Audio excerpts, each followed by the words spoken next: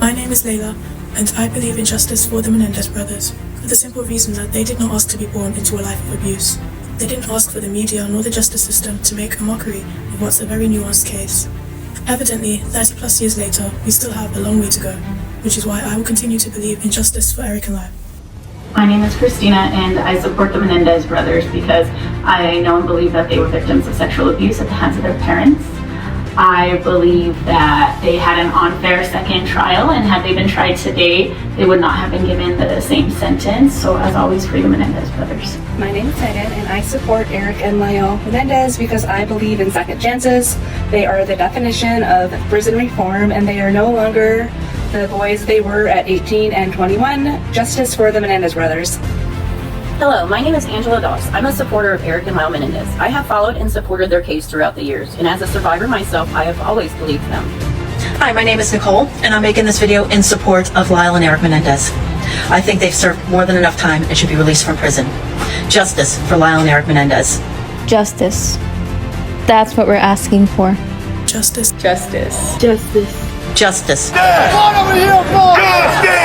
Members of the Menendez brothers family and advocates for criminal justice reform for the first time holding a public rally, hoping to ramp up support for Eric and Lyle's release after the Los Angeles district attorney delivered them a major blow, announcing he would not be supporting the brothers' resentencing effort. We will not stop fighting for Eric and Lyle, for justice, and for the truth. For more than 35 years, Eric and Lyle Menendez have been incarcerated for their 1989 killings of their parents, Jose and Kitty Menendez. They have been denied the chance at freedom. The world saw headlines about a Beverly Hills murder. You know, they were just people that you see every day. I mean, I can't believe this. But it didn't see the years of hidden trauma behind closed doors. During their first trial, what came out was shocking, heartbreaking, and consistent. The brothers were survivors of long-term physical, emotional, and sexual abuse, beginning in childhood and continuing into their teenage years. Therapists confirmed it, experts confirmed it, family members confirmed it. Well, he told me his father was massaging his dick. The jury heard the truth, but everything changed in the second trial. Judge Stanley Weisberg restricted abuse testimony and limited key witnesses. Second trial, the judge basically said we're not going to have all that abuse excuse. We're going to severely limit it. It's not coming in. In court proceedings, he made statements suggesting that men could not be raped, a belief that directly shaped how Eric and Lyle's experiences were treated. The brothers were judged with the full picture. Their truth was erased, and they were sentenced to life without parole. It's important to understand what was happening around this case at the time. In the mid-1990s, California prosecutors were under intense pressure to secure convictions, especially after the O.J. verdict. We, the jury, in the above entitled action, find the defendant, Orenthal James Simpson, not guilty of the crime of murder. There was a public demand for a clear win, and the Menendez case became part of that moment. I don't know, but I cried when it came in, I'll tell you. I cried. I was in the Van Nuys courthouse. I thought all defense attorneys wanted them not guilty. No, I said this is bad for the boys and everybody else. It's going to be payback. Former prosecutor Pamela Bazanish, who worked on the case, has continued to this day to publicly say she does not believe the abuse occurred. They are pathological practice liars. She repeats this position in interviews and in the Netflix documentary, openly dismissing the brothers' testimony as a lie. At the same time, the courtroom reflected deeply outdated beliefs. So when Eric and Lyle Menendez were sentenced to life without parole in 1996, it wasn't just a legal decision. It was shaped by politics, public pressure, and a system that refused to believe male survivors. That's the injustice we've been fighting ever since. To understand the full picture, you have to hear the truth in the brothers' own words. Ages of 6 and 8. Did your father have sexual contact with you? Yes. we would be in the bathroom, and he would put me on my knees, and he would guide me, all my movements, and I would have oral sex with him. What do you believe was the originating cause of you and your brother ultimately winding up shooting your parents? Me telling. You telling what? Me telling Lyle that, Okay, it was you telling Lyle what?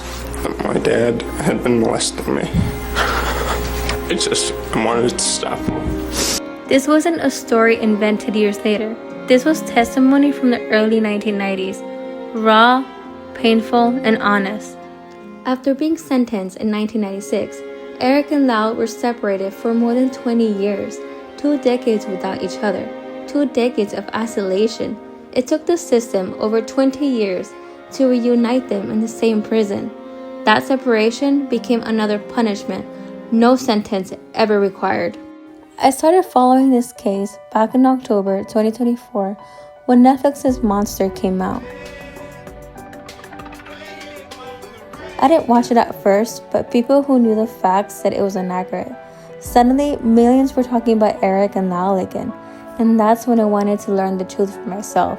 Online, I found others who felt the same. Some related to their story, others simply wanted justice. And before I knew it, this wasn't something I was just watching. I was a part of it. Around that time, District Attorney George Gascon announced the brothers could be resentenced, removing life without parole. That the life without the possibility of parole be removed. That moment went viral. Then Governor Gavin Newsom stepped in and set a clemency date. Hope was everywhere. Celebrities spoke out. Crossing my fingers, and I'm hoping that we bring him home. An advocate spoke out. For the first time in decades, change seemed possible. But then everything shifted when Nathan Hochman took office. It felt like the door slammed shut. He ignored the abuse, and he's repeated the old 90s narrative. He's re-traumatized their family with sudden hearings and harsh statements. He's trying to control the story and the public perception. In March 2025 in Los Angeles, a public rally was held demanding justice for Eric and Lyle. Our supporter friend Jules stood up to him on live television, reminding us why our voices matter. I would tell him that he needs to do his research a lot better, and that I am so disappointed and very disgusted by the way that he has treated not only the victim's family, but other victims of abuse. Going to the California rally was the first time I had ever done something like that. Meeting people I had only known online, but it felt like I'd known them forever. Our friend Regina created a huge poster board with Eric and Lyle's photos and their accomplishments, and even their supporters' names. The poster ended up in the news articles, and Robert Rand, author of the Menendez book, posted us on Instagram. But it wasn't about us being seen. It was about making them visible. One moment I'll never forget was when a family member came up to thank us for being there. That hit me deeply. We weren't just supporters anymore. We were standing with their family. We also met Ana Maria, their cousin, who has been fighting for them for over 36 years. On TikTok, she speaks out constantly, reminding the world why this case still matters. But it's not just her. Eric and Lyle's family has remained supportive for decades, standing by them through every appeal, every setback, and every loss of hope. Through Regina's live streams, we connected with people like rapper X-Rated, who served time with the brothers, and Gabriel Rosales, who works inside the prison they are being held at, who has shared how much Eric and Lyle have grown over the years. His voice carries the truth not everyone gets to hear. Peace everybody, my name is Gabriel Rosales. I'm a professional musician, formerly incarcerated, but I'm also a program provider at RJ Donovan State Prison, doing a rehabilitative songwriting class that I've called Jail Guitar Doors, a nonprofit that I've been working with for the past 7 years. And that is where I met Eric and Lyle Menendez, who are both housed on Echo facility, and a different kind of pilot yard, integrating populations and giving people the the agency and autonomy to actually kind of lead their own rehabilitation. And through my experiences with Eric and Lyle, we've been working on some very big projects together. I first came in contact with Eric. Him and I practiced the same type of meditation, so I attended his meditation class, and him and his students who were so diligent and focused. I was very inspired. I wanted to help get them, just meditation cushions and things that would help them continue this practice. Through Eric, eventually started working with Lyle. He has these different ideas about rehabilitation. He's been in the system. Obviously, both of them have been in the system for so long, and seeing how rehabilitation typically hasn't been working for many different reasons, but a huge part of it is the environment. And Lyle just realized, these Norwegian, Scandinavian countries, a lot of these green spaces make people feel like they're ready to embrace the rehabilitation. They feel like their community's invested in them, and they have this want to change. When you go to classes and you come out and you're still in gravel, you're still wearing your blues, and there's just no color on the yard, and just glass and concrete, it really depletes the humanity out of it. So Lyle has been trying to implement these ideas of creating this green space at a facility for years now, and so finally we have traction. It's taken many iterations of teams to kind of create this, but both of them have been super focused on just creating the best environment for incarcerated folks, because a lot of times, people that are life without possibility of parole, though they are never going to come out, the way they make a living amends is actually trying to aid those who will be released back in the community. And Eric and Lyle are a testimony to people that have this mentality. If I'm not going to get out, I want to make sure that this person's okay when they get out. And so I've had the honor of working with both of them for years now. It's coming up on about 3 or 4 years of pretty intense meetings and just connecting and trying to connect dots and build this thing. So yeah, it's a pleasure. It's been an honor. They're great dudes. I can't wait for them to be out. I know they will be out 100%. It's just a matter of time. Hearing Gabriel speak about Eric and Lyle showed who they truly are. Not the version the media created, but who they are in real life. They talked about the programs they built, the people they've helped, and the lives they want to lead when they're free. That's why this movement exists. When they were resentenced to life with parole in May, it felt like the world shifted again. That was a day we will never forget, because they finally got a chance at life again. They were no longer life without parole, finally freedom. But when parole was denied, everything felt heavy. We cried, we questioned how the board could ignore their spotless records, their accomplishments, their humanity. Others with worse crimes get paroled. So why not them? That's the thing I'll never understand.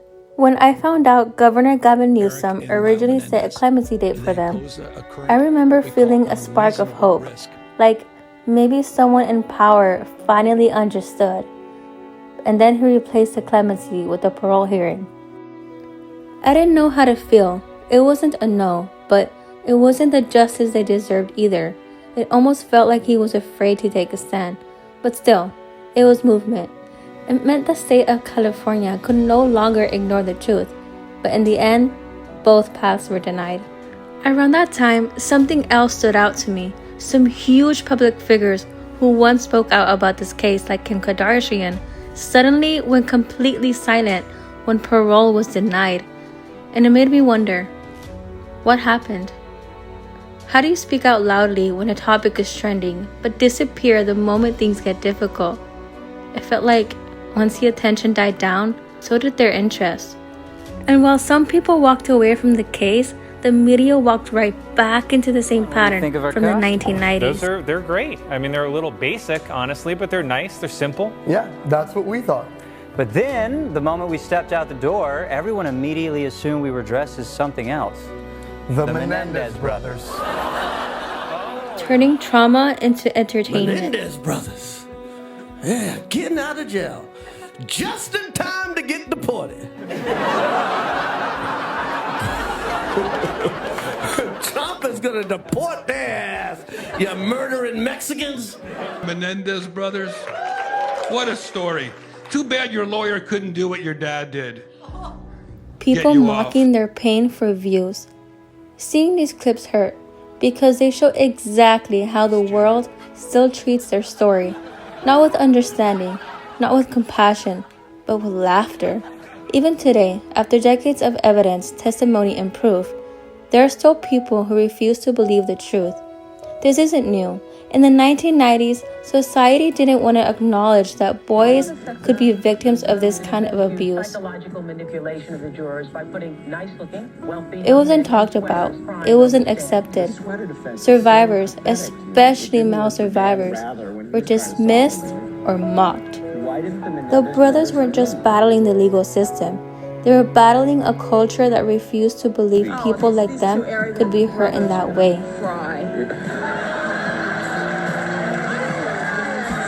The crowds may be smaller now. The news cameras still come. The public moved on. But the commitment didn't. We still show up. We still spread the truth. We still refuse to give up. This movement changed me. I relate to their story in my own way, and that part I keep to myself. But it made me fight for others too, like Roy from Menudo, whose voice was silenced for years. Because this isn't just about Eric and Lyle. It's about every survivor who was ignored, dismissed, or forgotten. One of the moments I'll never forget was when Eric himself thanked us for the emotional support we've given to him and his brother and their family. Out of respect, I won't share that message, but I will never forget how it made me feel. It reminded me that what we're doing matters, even when it feels small, even when it feels slow, even when the world isn't watching. The next parole date is 2027. That's our hope. That's our goal. And until that day comes, we'll keep showing up. We'll keep speaking out. We'll keep pushing forward. One voice, one post, one step at a time. Demanding justice.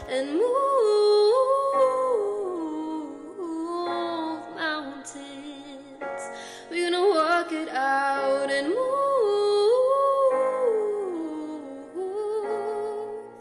mountains. And I'll rise up, I'll rise like the day. I'll rise up, I'll rise unafraid. I'll rise up, and I'll do it 1,000 times again. And I'll rise up, high like the waves. I'll rise up, in spite of the ache. I'll rise up, and I'll do it 1,000 times again. For you, for you, for you, for you.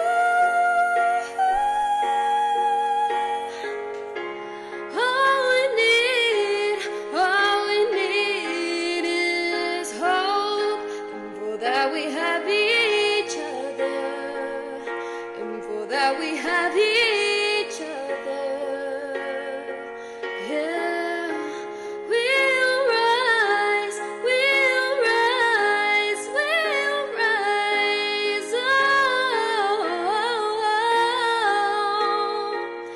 We'll rise. I'll rise up, rise like the day. I'll rise up, in spite of the ache. I will rise 1,000 times.